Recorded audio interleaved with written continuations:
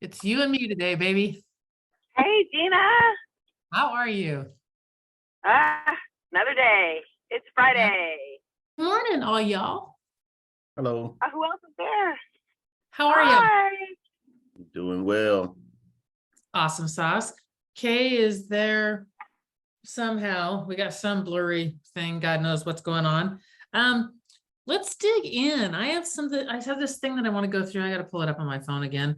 There's a guy I met, a really sweet. Remember I told you about that old guy that is in California that I ran across. I guess he was licensed at some point. Who knows?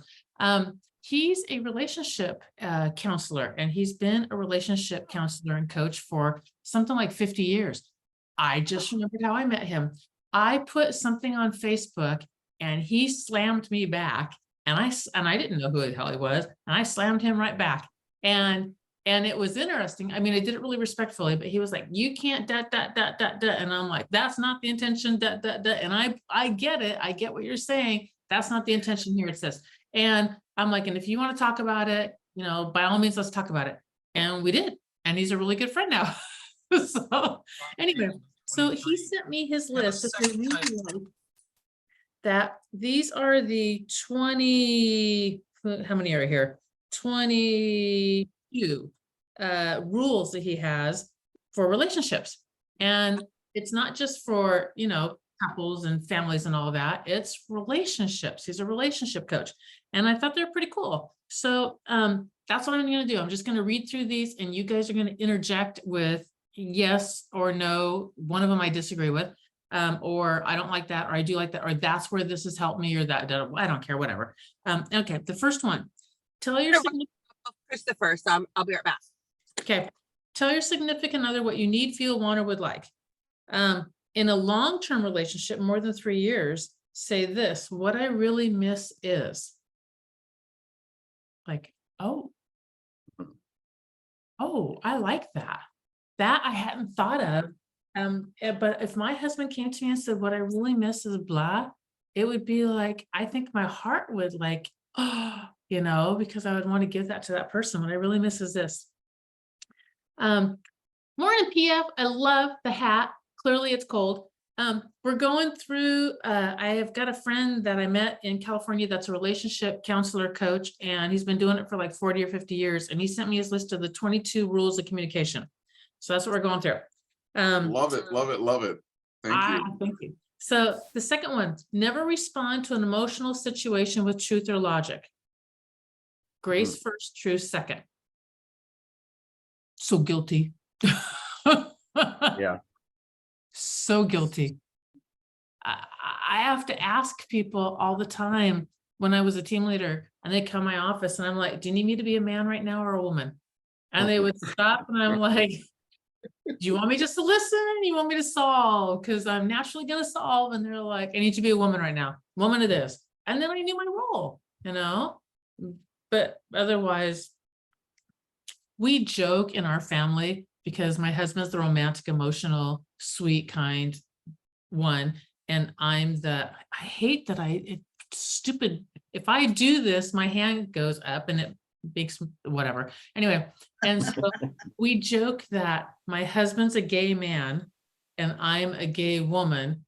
because we joked that I'm a man and he's a woman, but he's not. I mean, he's really, really strong. He's just emotional. But anyway, never respond to an emotional situation. That's probably TMI with truth or logic. Hey, Well, I'm you- gay and I think I'm strong. My husband's really strong too. And he's emotional. He's not emotional like an emotional wreck. Like he has feelings. Like if you say, how do you feel? He can answer.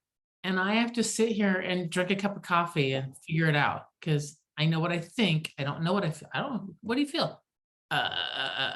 You know? And then I will say, I think this, and he will go, that's not a feeling word, is it? No, it's not. Love it. Wow, that's amazing. Thank You you. should send us this list. I will. I will. I was on my accountability call until 8:31 and scrambling to put it together on my phone so I could be on this, so I could get off of this and be on the Gary meeting where we're for 3 hours doing our planning for the year. Never say anything to your significant other that can be interpreted as an attack. That's a point of view. Yes. And you're right, because an easily offended person is going to interpret anything you say as an attack. You're Yeah. right on that one. And when Greg and I argue, this is something I think that we do actually in our marriage really good. I think that when we both argue for resolution and never, ever, ever to attack the person, because I don't want to attack him. What good does it do? And both of us really want resolution. Yeah. That's what we want in our lives. We want to figure it out. And maybe there's a little bending. Maybe there's a little, I don't get it, but it's important to you and it's not as important to me. Maybe there's not bending. This is important to me. This is why this matters to me, you know, but it's it's to understand and for resolution, or at least agreement, and then moving forward. Practice saying, this is what I heard you say. Is that what you meant? You may need to do this 3, 4, or 5 times before there is a clear understanding of what your partner says being understood as what you meant. I think that's really good. Because I have people who misunderstand what I say all the time. I'm not saying in a relationship or anything else. I'm just saying in general. In general, yeah. Yeah. When I was a little girl, I thought, so I'm, as you guys probably have figured out, I'm a word, or I said 20 million times, I'm a word geek, a paper geek, books, all words, just, oh. And I thought as a little girl, all the way through adulthood, that words were beautiful because they were precise and exact. And I know, and I didn't understand connotations and that they're different for different people. And that if I say the word stubborn, you might think stubborn is a negative. I actually like being called stubborn. I'm like, thank you. So there are different connotations to it. And the connotations also can go on the personal level and change that meaning. And maybe it's a word like, I like the word stubborn because my mom called me that and she meant it as an insult. And I always liked it. And so there's a weird thing where like, thank you. I had somebody tell me one time that I was like a bull, what did they call me? A pit bull in a tutu or something like that. I forget what it was, but whatever it was something like that. They're like, you're a flipping pit bull. And I was like, because it means so much to me. So bad. Love it, love it. Oh my gosh. Okay, hang on. Let me find another one. Never. This is ironic the way it's written. Never use the word never or always. I've heard that. Yeah. Have you been ever told like you never or you always? Yeah. Yeah. What's the first thing that comes to mind? Oh, I don't have anything that comes to mind right away. I just know it's one of those things. I guess I probably blow it off because I know nobody always or never, you know, it's just a word, you know. Yeah. So I know used the to first- use that. Go ahead. Did you? Oh, I Yeah. did everything wrong in my past lives. Yeah. You name it, I did it wrong. Yeah. And if Yeah. I didn't do it wrong, I thought I did it wrong. The first thing if someone says you never, you always is the one time I did not do it is always, it's always the first thing that comes to me. Periodically, stupid phone, stop that. Fine, copy, I don't care. Get out of here. Okay, periodically ask your significant other, are you okay? Regardless of the response, this is a powerful question to nurture dialogue. You should then ask the question, oh, this is good. Are we okay? By the way, it's my first time reading this whole thing through. These are two great questions to open up dialogue between. So are you okay? Are we okay? Hmm. Yeah. My ex-husband was a person who didn't communicate. So all of this is, you know, a really, I mean, it's interesting, but he flat out didn't. He wouldn't. Yeah. Period. That's why he's an ex. Mm-hmm. Yeah. Yeah. Mine didn't either. My ex-husband grunted.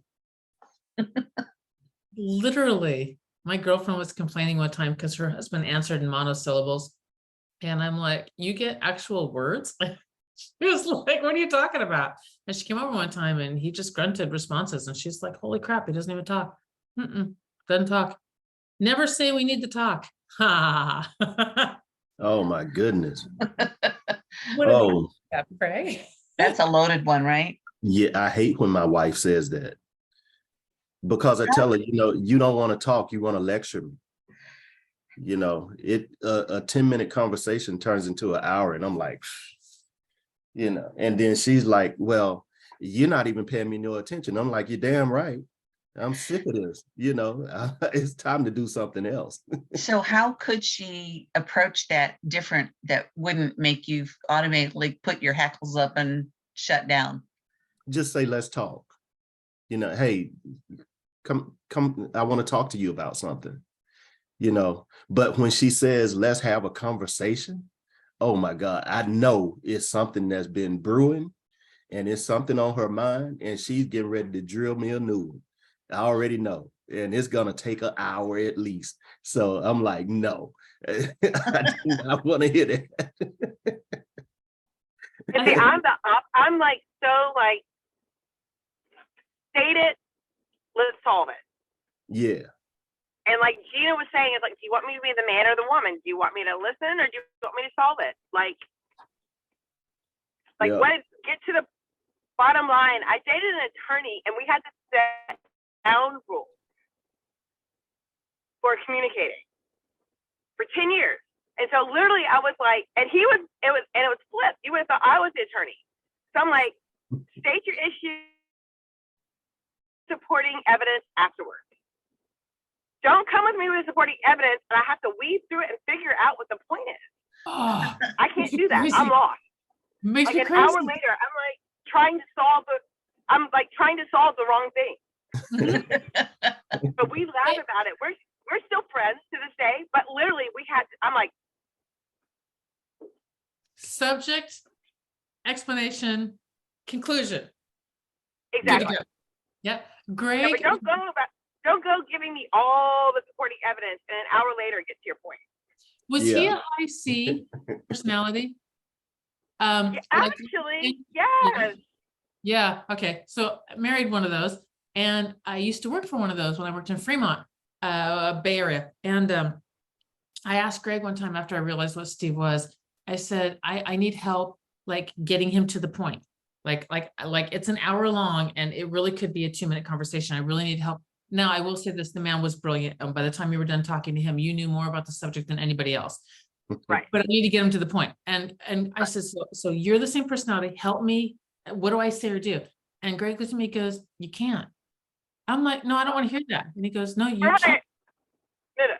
Oh, I'm like, when I tell a story, I start in the very middle and then I start moving towards the end. And then I'm like, oh crap, you need some information back here so I can take you there. So then I go back and tell you that information and then I tell you the end. That is how stories should be told. Middle, so they say here, if you have something you need to talk about with your SO, start off by saying, okay, Craig, how does this sound? I have something I need to talk to you about. Is now a good time? That's better. Okay, But probably not much, is it? Not a whole lot, but it's better. it's 'Cause better. when I hear conversation, that's a trigger for me. Because I know conversation lasts forever, you know. Okay. I have a 3-second bullet point that I need to get out really quickly. Is now a good time? Yeah. Okay, I cool. like that. If it's not a good time, can you tell me when it is a good time? Ooh, we do that. We have a rule also in our family that if one of us gets like we can't deal with this right now, we're either too angry, too emotional, too much going on, who knows, too something. We are completely okay to go, can't talk about this right now. And then whoever does that, it is their job to come back, and they can't wait a month. Like it needs to be like the next day or that day. Like as soon as everything's calmed and cooled down again, or whatever the situation is, they got to come back and go, all right, let's Yeah. talk. That's And totally. again, I was So- guilty of I that. learned that from parenting my non-emotionally regulated teenager who at times had a decade of trauma. So he literally could not think rationally, like could not, could not. And so his therapist was like, okay, we're gonna set some rules.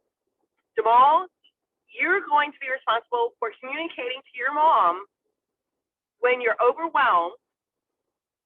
And then your mom's gonna say, okay, we can come back to this. You're given 15 minutes to come back and say, I'm okay now or I'm not okay. I did not learn that until I became a parent. Because in my family, if an adult came to you and said, we're going to talk, we're going to talk. Mhm. Whether or not it was the right time as my non-emotionally regulated child brain, it didn't matter.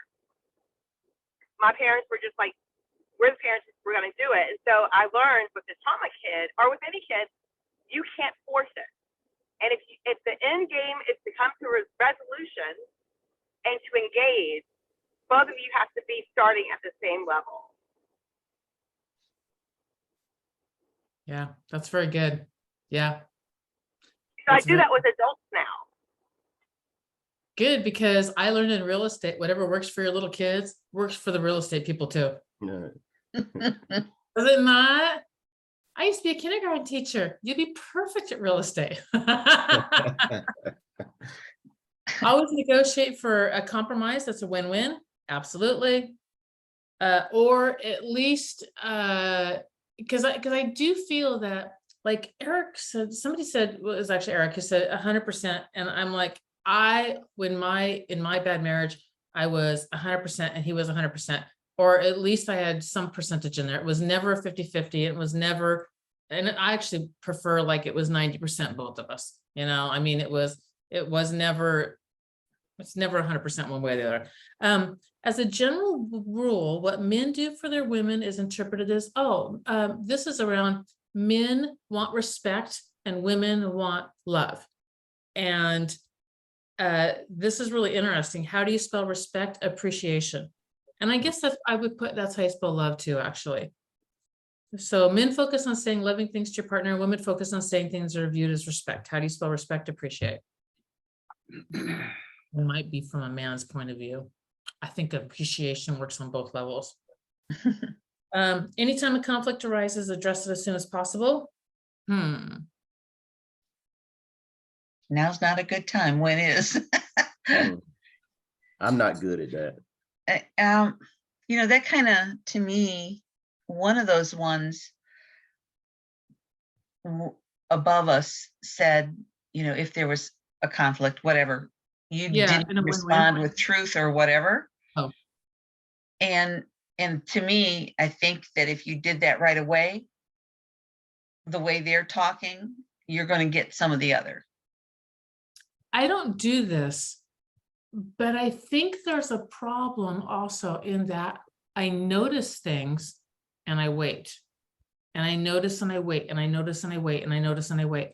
And I don't know if that's a good thing or a bad thing. Because I will wait, and I guess I'm thinking out loud here as I'm kind of playing through in my head. situations. I think as long as I don't let it simmer, as long as it doesn't simmer, then I think it's okay to wait for. Here's why I do it as I'm thinking and processing through this. I will wait until I think the time is appropriate to be able to solve or address a situation in a very, very helpful manner because I want resolution.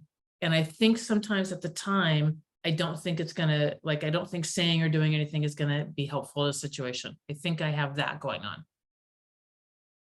And maybe that's not conflict. Maybe that's just noticing things. And a timing thing, because like for me, when it first happens and I'm emotional, I've got to regulate myself.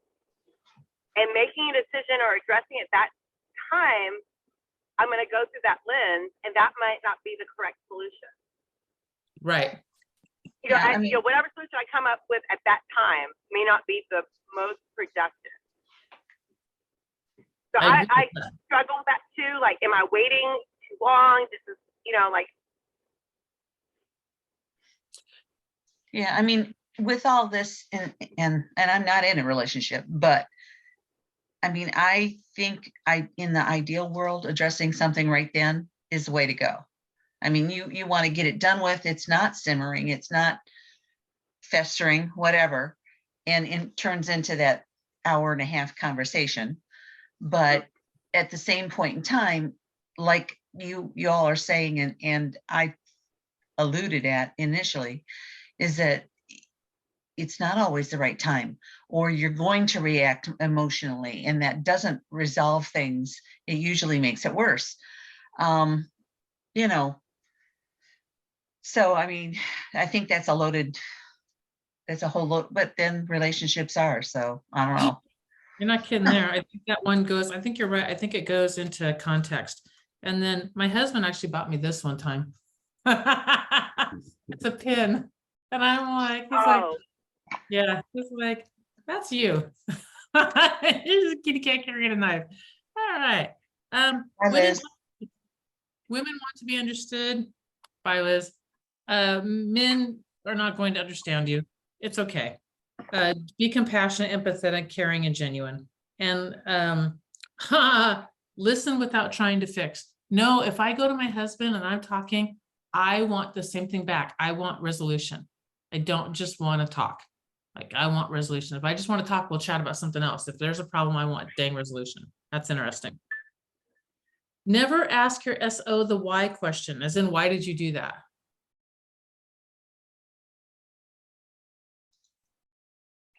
I don't know how, I think I ask a lot of why. I'll let that one simmer for a little bit.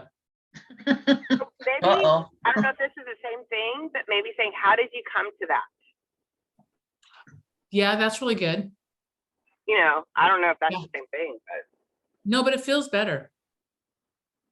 It does feel better. Let's see. Never say let's agree to disagree. It's say instead we've reached an impasse on blank at this time. How do you feel about putting blank on the back burner until a future time when one or the other of us gets some more information? If we want to, we can bring it up and discuss this. right. I don't know. Greg and I disagree about things, and we just staunchly feel that we disagree. Now, over time, you know, however many years we've been married, we come closer on some stuff because we've changed a little bit, but there are things that we just disagree on.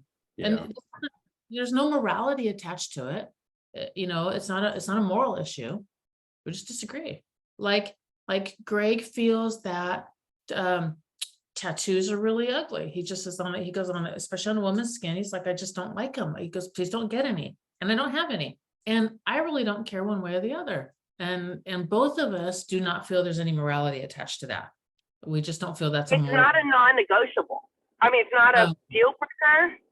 So, you know, I think on bigger issues, if it were something like, I hate kids, That's a different one. No, Many that's children. a different one. Right. But like the tattoo thing, you don't have to agree on it. You know, like, I think there's different levels. Yeah, I agree. Agree. Yeah. because if it wasn't for my husband, I would get a little tiny narwhal and I would get it right here, a little Mhm. pink one, because they're real unicorns. And when I lived in the Bay Area, unicorn is a thing that people talk about all the time, and that's what they called me all the time. It was like, you're the unicorn, you're the unicorn, you're the unicorn. So I was like, oh, I like that, and I like unicorns anyway, and narwhals, as evidenced by the big huge guy up there. Okay, I hate to do this, but I got to go because Gary and I and the entire operations team are having a big huge 3-hour. This is what we're doing for 2023, but Ava comes back on Monday. I'm going to get this whole list out to you guys. There's some good stuff in here. And it's making me think, which I also love that because that's always interesting, but I'll get it out to all y'all. And I'm sorry for cutting it short. I appreciate you guys. I hope you guys have amazing weeks, and I will see you. We're going to continue next week all the way through. And then the following week, I ain't doing squat. Y'all can call me if you want me, but I'm not doing anything outbound except for what I want to do. And I might put buttershot in my coffee in the morning. So just Ooh. I posted something that may be complimentary. I saw that, the Yeah. father thing. So I'm interested in checking what that is, and I'm going to click on that. Yeah. Let's see. Awesome. Yeah, I was afraid to click on it after last night. Yep, Control C, open new tab, pop it in there. And also I have definitely clicked on links and then it just gotten out really quick, but some of them talk. So you are right. Okay. By the way, one of my favorite shirts, What did it Foolish say? mortal. Foolish Mortal. Love it. Yep. So, all right, Foolish Mortals. Have good weekends. All right, you too. Bye, Bye-bye. everyone. Guys.